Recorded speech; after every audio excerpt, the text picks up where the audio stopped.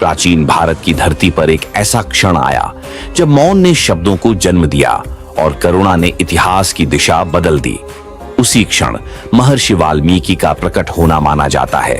कहते हैं यह कोई साधारण जन्म नहीं था, यह चेतना का प्रकट होना था। वाल्मीकि उस समय वन में गहन तपस्या में लीन थे। वर्षों का मौन, सांसों पर नियंत्रण और मन पर पूर्ण विजय। उनका शरीर स्थिर था पर भीतर विचार जागृत हो चुके थे।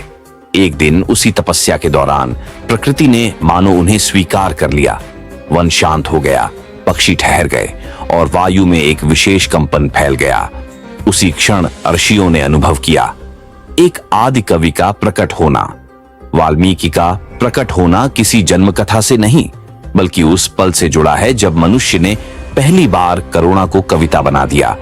जब उन्होंने क्रौंच पक्षी की पीड़ा देखी तो शोक शब्द बन गया और वही शब्द आगे चलकर संस्कृत का पहला श्लोक बना।